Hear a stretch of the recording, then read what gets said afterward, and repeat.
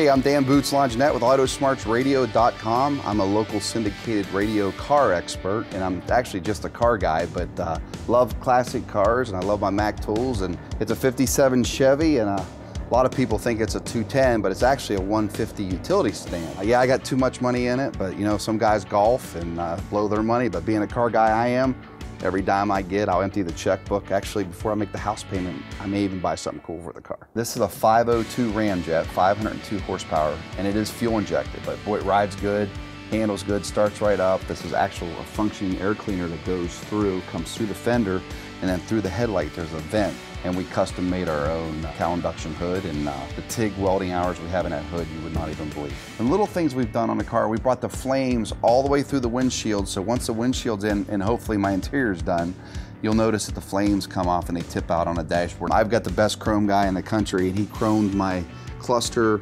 re-chromes all my aluminum.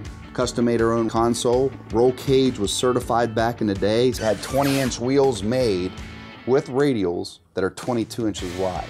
Little things like this, a lot of people recognize this is a Nomad fin chrome. Well, I was very lucky to find a guy here locally who had a scrap Nomad.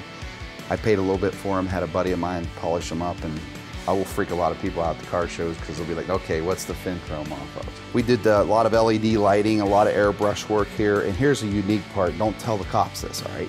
We actually made a sticker and then we cleared over it. Now, we haven't had the upholstery done yet, but I did something different here, and I actually painted my fuel cell to match the car. They're usually ugly aluminum, so I went above and beyond and did that. I just hope the gasoline doesn't affect it. I don't think it will. My claim to fame here is, since I'm a big Mac tool guy, I wanted to have Mac tools on my car when I'm out on the road. Here I have my screwdrivers, okay? All right, if you go over here, this is my big socket set and my Mac tool air gauge and my Mac tool flashlight. Proud to say I'm a Mac tool guy and I'm a car guy.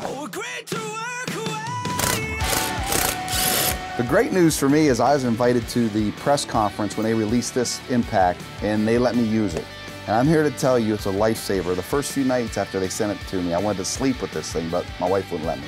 But anyway, my rack and pinion, I have a Mustang 2 front end on this car. And for years, I struggled with getting the bolts tight on it. I could never get tools up there. I had 2 wrenches. I couldn't get the arm strength I needed to get it tightened down. The first night I came out here, I buzzed this down, and I called my Mac guy, and I said, I cannot believe how great this works. You know, one of the other great things about these cordless tools is the light.